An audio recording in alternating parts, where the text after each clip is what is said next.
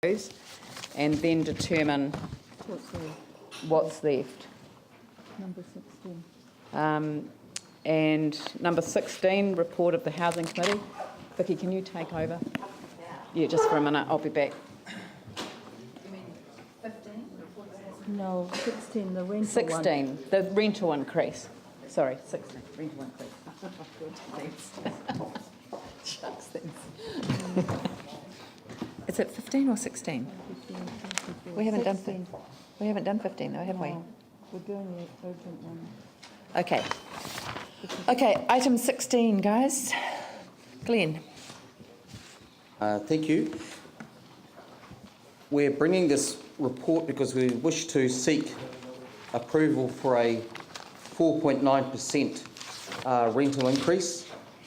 The General Manager usually has the delegation to approve increases, so this is a departure from that, and to that end we have to revoke a resolution as per the recommendations in your report. This is being brought to the Council for this decision because the Capital Goods Price Index, or the CGPI component of the increase, is taking us on a trajectory for an increase which we think would be neither fair nor reasonable for our tenants.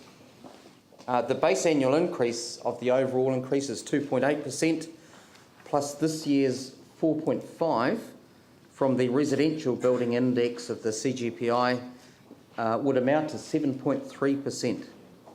Recommendation 2 effectively then caps the CGPI part at 2.1, which gives us a total of 4.9.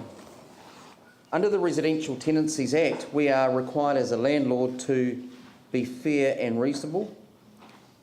I have confidence that a rental increase of 4.9% is fair and reasonable. We need to remember, and if you wish to compare the figures between 4.9 and 7.3, I know that they can be observed in some cases in $1 and $2 terms, but my view is that it's important to see the world through the eyes of those who are paying those rents, and that it's the accumulation of all the things that come their way, whether it's this rent increase, a power price increase, as Helen Katoni actually has said in the paper, a carton of milk. It's the accumulation of all these things that make a difference. This report is begging also a bigger question, and it does that quite explicitly and intentionally, over the ongoing sustainability of the fund.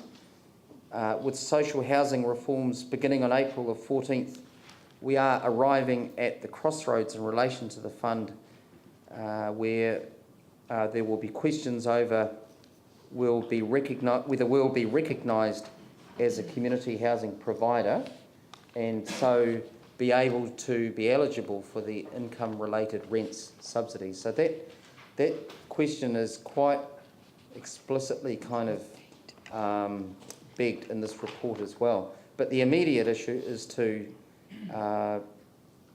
seek the Council's approval for a departure from the usual process for a 4.9% increase, and you'll see the timeframes in your report. So I so move. Just to clarify, the usual procedure from the 2009 resolution would have meant a 7.3% increase. We yes, are now moving to reduce that to a 4.9, yes, as per your thing. Thank you. Any other speakers?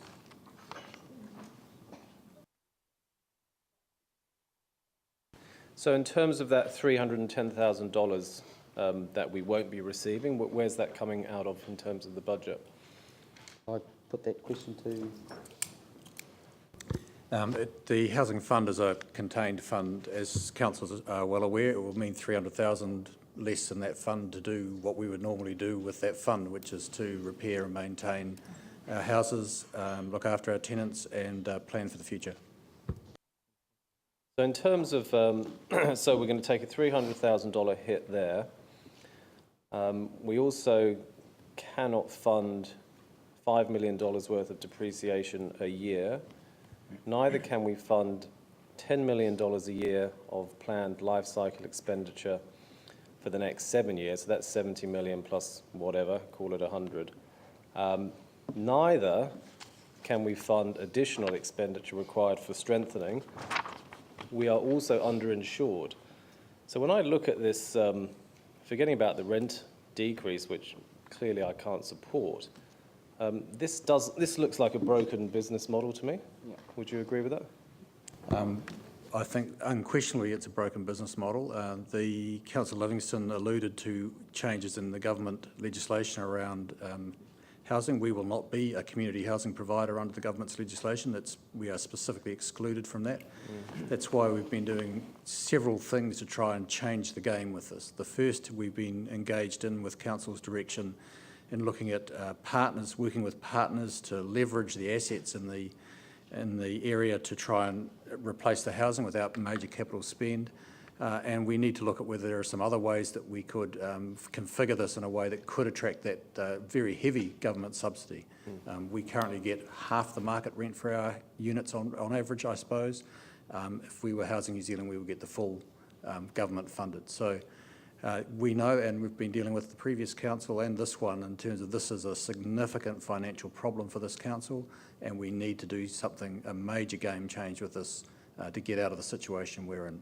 We did have a way out before. The earthquake completely stuffed it, to be blunt. In terms of, I seem to remember seeing some report with 10 different options on it. Is there any report that supersedes that? So, for example, have we looked at the implications of either putting all social housing units into a new fund, or actually selling them off and then just leasing back off, Quite how much we could sell them for is an interesting question. Yeah, but even yes, just the land. There is a significant amount of work that's continued, and we're working with the chair of the Housing Committee, who's well aware of those issues, and working also with the Deputy Mayor in terms of what options may be available. So staff are definitely working our way through some of those options and also trying to pursue the ones that already have got support going forward. But it is a significant piece of work, and we will expect to be back in front of the council on multiple occasions over the next few months to try and shift the game.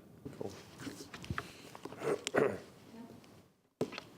I've just got a few questions. One is it fairly true to say that our tenants in our council housing are paying around about 50% of market rate in rents? Would that be a ballpark figure? Yes, I don't know whether you had a chance to look at it, but I circulated the latest Knight Frank review of our housing and how they compared. It's considerably less in more desirable suburbs and about half in less desirable suburbs, but it's around about half.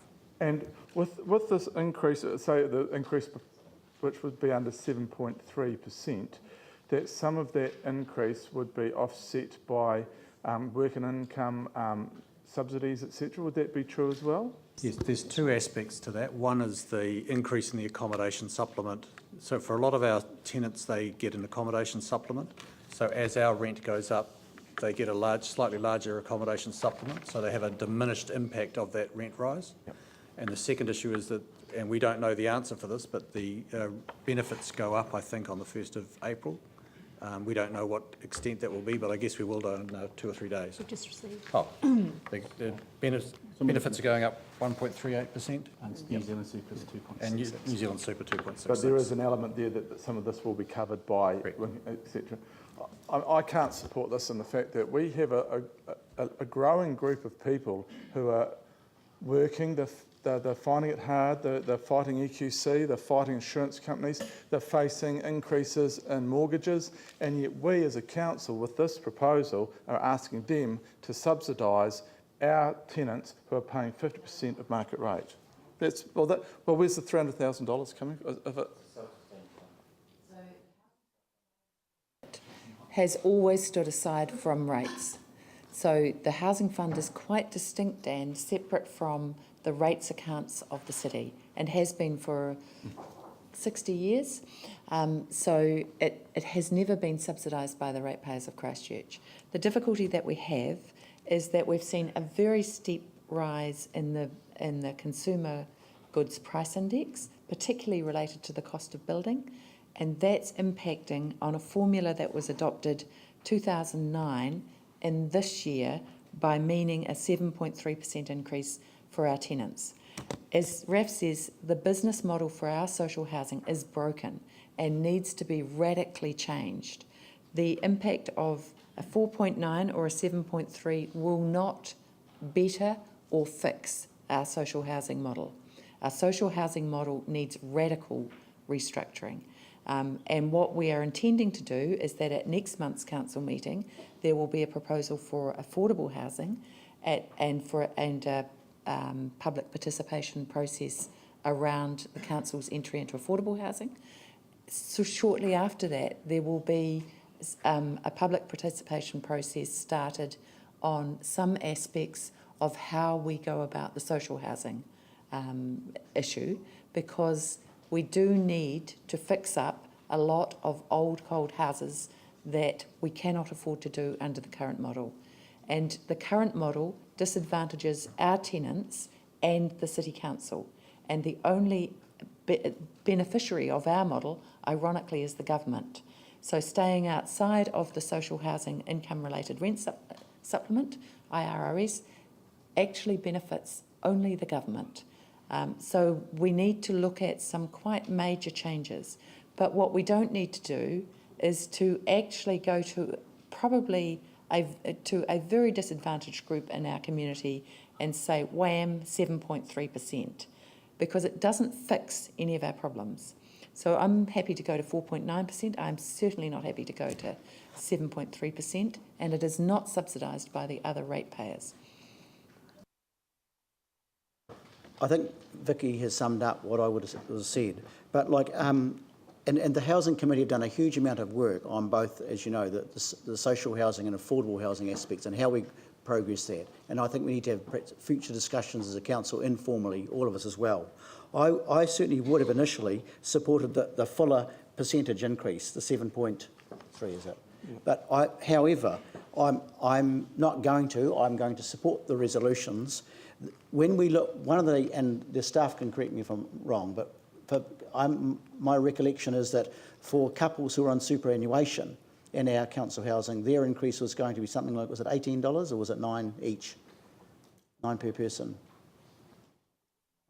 Under the 7.3, if you're a couple living in a one-bedroom unit, your rent will, and you get no accommodation supplement, which is probably right because the national super, you go up $8.53 a week. Per week. So $18 a fortnight.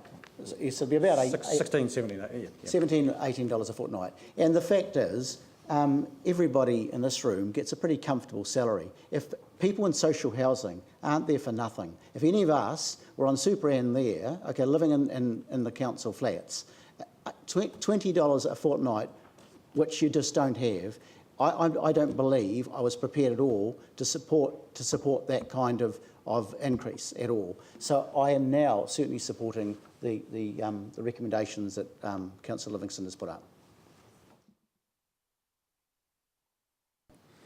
Thank you. Yeah, I mean, clearly there's a lot wrong with the current model. There are deferred maintenance issues, there are housing sustainability issues, there are funding sustainability issues. The background in the report suggests that this hasn't been a happy story for some time. And clearly there's a lot wrong with the current model. At the same time, we need to look at that in the context of there are people that live in these homes, some of which the homes aren't ideal, and many of those people that live in the homes are vulnerable people, people of limited means, people that might find the increases at 7.3% difficult. So my intention today would be to support the recommendation, but I can only really be comfortable with that in the context of there's a large amount of other work that needs to be done to come up with a sustainable model that actually works. We need to find the game changer in this space. To penalise our tenants while we're doing that isn't a good way forward. So as a holding pattern, as I'm looking at it, to go for the lower level of rent increase makes perfect sense. If we were constantly needing to make decisions like this, that's something that I wouldn't be comfortable with, it's fair to say. Thank you. I can be very brief because Andrew's just said it. But we need to go forward. We've obviously picked up a bit of a shambles, and I'm not blaming anybody here. Going forward, our new housing stock that we will create, whether we co-create it or not, will be a much cheaper model to operate. There'll be lower operational, so our rents will stack up better. We'll be able to access the IRRS. And so I agree, this is a more moderate increase. We're putting in the 2.8 plus a little bit more, but we're not going to include the full CGPI. That's right, isn't it? So I will support this because I think it's an increase, but it's not as severe as 7.3 or 7.4, and I think we just got to concentrate on going forward and getting a workable model.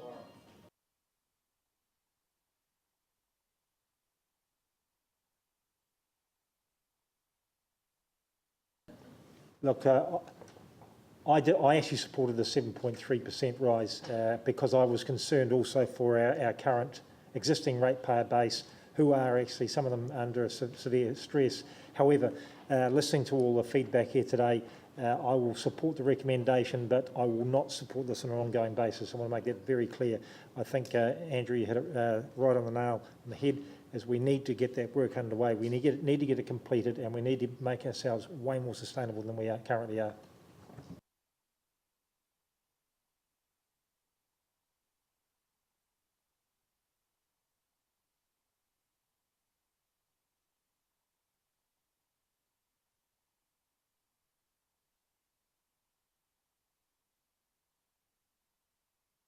Have quite a big agenda still to do, and there is some urgency about some of them. Can I suggest that the ones that have an urgency about them are items 19, 21, 25, and then a number in the public excluded, 32, 34 and 33.